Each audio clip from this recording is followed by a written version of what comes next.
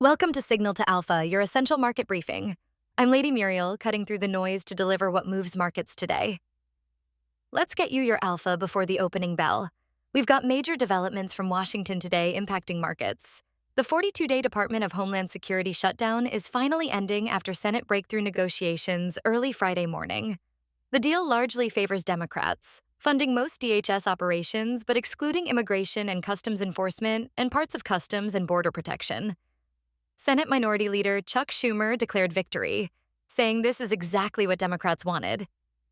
Republicans made concessions, but are eyeing budget reconciliation to fund ICE and ERO operations for potentially a decade. Markets should watch for reduced government disruption risk, though political tensions remain elevated. In a landmark First Amendment victory, Louisiana and Missouri secured a 10-year consent decree against the Biden administration's social media censorship efforts. The settlement bars the Office of the Surgeon General, CDC, and CISA from threatening or coercing social media platforms over content moderation decisions. This stems from the 2022 lawsuit over federal pressure on companies to suppress conservative viewpoints on COVID-19, election security, and Hunter Biden's laptop. Federal agencies can still flag content but cannot make threats. This creates clearer operational boundaries for tech platforms navigating government relations. Market-moving political developments.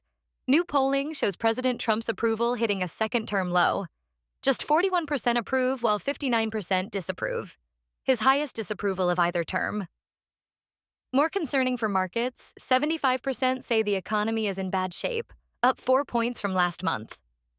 His inflation approval cratered to 28%, a new low. 61% of voters now can't miss more than 2 paychecks and pay bills, up from 54%. 27% live paycheck to paycheck, up from 17% 2 years ago. Both parties are underwater on addressing costs, with 70% saying Republicans lack a clear plan and 68% saying the same about Democrats. On Iran, Trump paused planned strikes on Iranian energy infrastructure for 10 days, extending the deadline to April 6th. The president says negotiations are going very well despite media reports to the contrary. This follows nearly a month of military operations that targeted Iranian military assets and inflicted significant damage on their capabilities.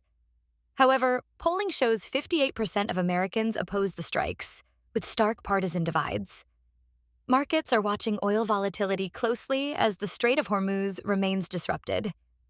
Secretary of State Rubio met with G7 ministers in France, pressing allies to contribute more to securing maritime routes. He took a defiant tone, saying he doesn't work for France, Germany, or Japan, and emphasized American interests come first. European leaders are pushing diplomatic solutions over military escalation, creating visible transatlantic friction. Finally, Treasury Secretary Scott Bessent announced Trump's signature will appear on all U.S. paper currency, starting with $100 bills in June, commemorating the nation's 250th anniversary. This marks the first time a sitting president's signature replaces the treasurer's in 165 years. That's your signal to Alpha for today. Subscribe for tomorrow's essential market briefing. Trade smart, stay informed. Check us out at capitalcopilot.io.